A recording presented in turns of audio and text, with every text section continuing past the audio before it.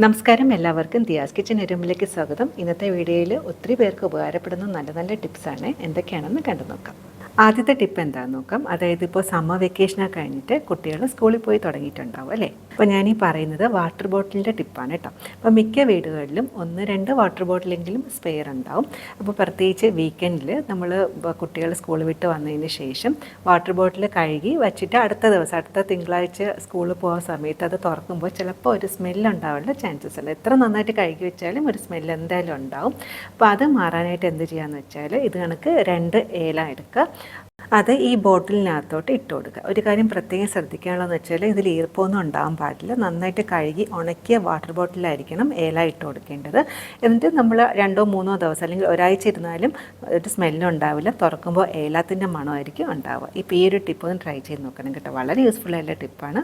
ഇതുപോലെ തന്നെയാണ് സ്മൂത്തി അല്ലെങ്കിൽ ജ്യൂസൊക്കെ സെർവ് ചെയ്യുന്ന ഗ്ലാസ് ജാർ. അത് നമ്മൾ കഴുകി വെച്ചാലും കുറച്ച് ദിവസം കഴിയുമ്പോൾ അതിൻ്റെ ഒരു സ്മെല്ലുണ്ടാവും. അതിലും ഇതുപോലെ 1-2 ഏല ഇട്ട് വെക്കുകയാണെന്നുണ്ടെങ്കിൽ അടുത്ത പ്രാവശ്യം നമ്മൾ സ്മൂത്തി അല്ലെങ്കിൽ ജ്യൂസ് സെർവ് ചെയ്യുന്ന സമയത്ത് ഒരു ഏലത്തിൻ്റെ ഒരു മണം ഉണ്ടാവും. അതിനുശേഷം ഈ ജാർ യൂസ് ചെയ്യുന്ന സമയത്ത് ഇതിൽ ഇട്ട് വെച്ചേക്കുന്ന ആ ഒരു ഏല ഉണ്ടല്ലോ, അത് നമുക്കൊന്ന് മാറ്റി വയ്ക്കാം. വീണ്ടും ഈ ജാർ നന്നായിട്ട് കഴുകി ഉണക്കിയതിന് ശേഷം ഈ സെയിം ഏല തന്നെ ഇട്ട് വയ്ക്കാം. ഈ ഒരു ടിപ്പ് ഇഷ്ടപ്പെട്ടാൽ ലൈക്ക് ചെയ്യണേ. ഇനി അടുത്ത ടിപ്പ് അമ്മമാർക്ക് വളരെ ഏറെ ഉപകാരപ്പെടുന്ന ഒരു ടിപ്പാണ്. അതായത് ഇപ്പോൾ കുട്ടികൾ സ്കൂളിൽ പോകുന്ന സമയത്ത് അല്ലെങ്കിൽ ഹസ്ബൻഡ് ഓഫീസിൽ പോകുന്ന സമയത്ത് അല്ലെങ്കിൽ നമ്മളിപ്പോൾ ഓഫീസിൽ പോവുക അല്ലെങ്കിൽ നടക്കാനൊക്കെ പോകുന്ന സമയത്തായിരിക്കും സോക്സ് നോക്കുമ്പോൾ ഒന്നിൻ്റെ ഒരു പേര് കാണാതെ പോകുന്നത്. അപ്പോൾ രാവിലത്തെ തിരക്കുള്ള സമയത്ത് ആകെ ഒരു ബഹളമായിരിക്കും അല്ലേ. ഈ ഒരു സിറ്റുവേഷൻ നിങ്ങൾ ഫേസ് ചെയ്തിട്ടുണ്ടോ? അങ്ങനെയാണെങ്കിൽ ഈ ഒരു ടിപ്പ് വളരെ യൂസ്ഫുൾ ആണേ. ഞാനിവിടെ 3 പേര് സോക്സ് കഴുകിയെടുത്ത് വെച്ചിട്ടുണ്ട്. ആദ്യം ചെയ്യേണ്ടതെന്ന് വെച്ചാൽ ഓരോന്നും പെയറായിട്ട് വെക്കുക. അപ്പോൾ 3 പേര് സോക്സും റെഡിയാക്കി എടുത്തിട്ടുണ്ട്. നമുക്ക് എത്ര പേര് സോക്സ് ഉണ്ടോ അത് എല്ലാം ഇത് കണക്ക് ഓരോന്നും പെയറാക്കി വെക്കുക. ഒരു പേര് സോക്സ് എടുക്കാം. ഈ രീതിയിലാണ് സോക്സ് വെക്കേണ്ടത്. അതിനുശേഷം താഴേന്ന് മുകളിലോട്ട് മെല്ലെ ഒന്ന് ഫോൾഡ് ചെയ്തെടുക്കാം. ഫോൾഡ് ചെയ്തെടുത്തതിന് ശേഷം നമ്മൾ ഏറ്റവും മുകളിലെത്തുമ്പോഴത്തേക്ക് ഇത് ഇങ്ങനെ ആക്കിയിട്ട് ഇതിന് ഉള്ളിലോട്ട് ഇങ്ങനെ വെക്കുക. അപ്പോൾ അതിങ്ങനെ ടൈറ്റായിട്ട് ഇരിക്കും. മനസ്സിലാവും? ഈ ഒരു രീതിയിലാണ് ആക്കി വെക്കേണ്ടത്. അപ്പോൾ മുകളിൽ ആ ഒരു എലാസ്റ്റിക് ഉള്ളതുകൊണ്ട് തന്നെ ഇതിനകത്ത് ഇത് ടൈറ്റായിട്ടിരിക്കും. അപ്പോൾ ഇത് ഒരു പെയർ എന്തായാലും മിസ്സായി പോവില്ല. ഇങ്ങനെ രണ്ടും ഒരുമിച്ച് ഇതുപോലെ ഇരിക്കും. ഇതുപോലെ ബാക്കി 2 പേരും ഞാനൊന്ന് റെഡിയാക്കി എടുക്കാം. സോക്സ് ഫോൾഡ് ചെയ്യുമ്പോൾ മുകൾ ഭാഗം ഇങ്ങനെ ഒരുമിച്ച് വയ്ക്കാതെ കുറച്ച് വലുതും കുറച്ച് ചെറുതുമായിട്ട് വയ്ക്കുക. അതിനുശേഷമാണ് നമ്മൾ താഴെ നിന്ന് ഇങ്ങനെ മെല്ലെ ഫോൾഡ് ചെയ്തെടുക്കുന്നത്. അതിനുശേഷം മുകളിലോട്ട് ആ എലാസ്റ്റിക് വെച്ചിട്ട് ഇതൊന്ന് ഉള്ളിലോട്ട് വയ്ക്കുക. ഇതുപോലെയാണ് ആക്കിയെടുക്കേണ്ടത്. മനസ്സിലായി കാണുമെന്ന് വിചാരിക്കുന്നു. ഇത് വളരെ ഈസി ആട്ടോ. 1 സെക്കൻഡിനുള്ളിൽ തന്നെ നമുക്കിങ്ങനെ ഫോൾഡ് ചെയ്ത് വയ്ക്കാം.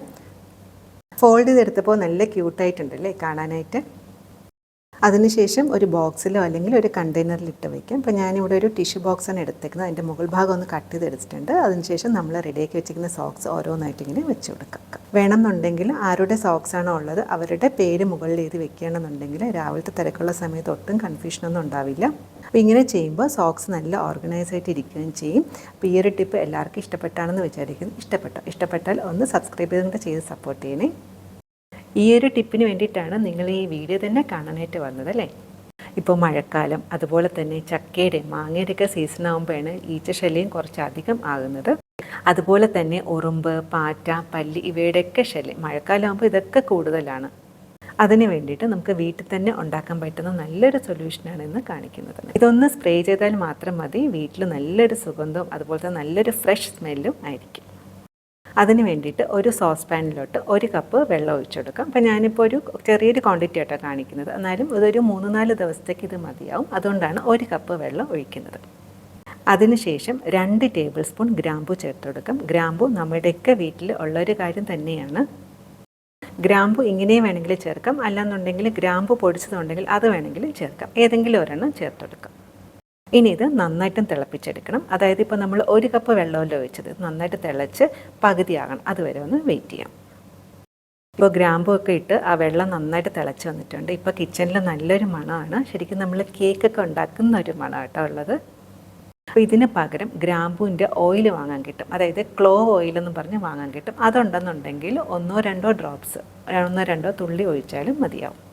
ഇപ്പോൾ നോക്കുക, വെള്ളം നന്നായിട്ട് തിളച്ച് വെള്ളത്തിൻ്റെ ഒരു കളർ മാറിയിട്ടുണ്ട്. അതുപോലെ തന്നെ നമ്മൾ നേരത്തെ ഒഴിച്ച വെള്ളത്തിനെക്കാട്ടിലും ക്വാണ്ടിറ്റി കുറച്ചും കൂടി ഒന്ന് കുറഞ്ഞിട്ടുണ്ട് അല്ലേ. ഈ ഒരു സ്റ്റേജ് എത്തണം. അതായത് ഒരു 10 മുതൽ 15 മിനിറ്റ് നന്നായിട്ടൊന്ന് തിളപ്പിച്ചെടുക്കണം.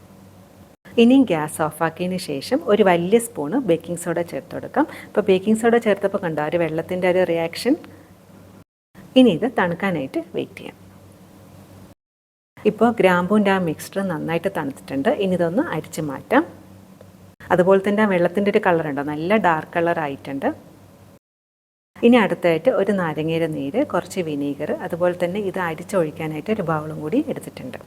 ഇനി ആ ബൗളിലോട്ട് ആ മിക്സ്ചർ ഒന്ന് അരിച്ചൊഴിച്ചു കൊടുക്കാം. അരിച്ചതിന് ശേഷം ഈ ഗ്രാമ്പു കളയണ്ട കേട്ടോ. അടുത്ത പ്രാവശ്യം നമ്മൾ ഇതേ ഗ്രാമ്പു തന്നെ നമുക്ക് ഒന്നും കൂടി യൂസ് ചെയ്യാൻ പറ്റും. ഇനി ഇതിലോട്ട് 1 കപ്പ് വെള്ളവും കൂടി ഒഴിച്ചു കൊടുക്കാം. 3 ടേബിൾ സ്പൂൺ വിനീഗർ, 1 നാരങ്ങയുടെ നീര്. ഇനി ഒരു സ്പൂൺ ഉപയോഗിച്ചിട്ട് നന്നായിട്ടൊന്ന് മിക്സാക്കി എടുക്കാം. അങ്ങനെ നമ്മുടെ സൊല്യൂഷൻ റെഡി ആയിട്ടുണ്ട്. ഇതിൽ ചേർത്ത വിനീഗർ, ബേക്കിംഗ് സോഡ, ചെറുനാരങ്ങ, ഗ്രാമ്പു ഇവയെല്ലാം നല്ലൊരു ക്ലീനിങ് ഏജൻറ്റ് തന്നെയാണ്. പിന്നെ ഗ്രാമ്പു ചേർക്കുന്നുണ്ട്, നല്ലൊരു മണമാണ്. ഇനി അടുത്തായിട്ട് ഒന്നുകിൽ ഒരു സ്പ്രേ ബോട്ടിൽ എടുക്കാം, അല്ലെങ്കിൽ ഇതുപോലെ ഒരു കണ്ടെയ്നർ എടുക്കാം. ഇനിയും ഈ ഒരു ബോട്ടിലോട്ട് നമുക്ക് ആ സൊല്യൂഷനൊന്ന് ഒഴിച്ചു കൊടുക്കാം. അപ്പോൾ ഇങ്ങനത്തെ ബോട്ടിലൊക്കെ ഉണ്ടെങ്കിൽ കളയില്ല കേട്ടോ. അത് യൂസ് ചെയ്ത് കഴിഞ്ഞതിന് ശേഷം അത് കഴുകി വൃത്തിയാക്കി വെക്കുകയാണെങ്കിൽ ഒത്തിരി യൂസസ് ഉണ്ട്.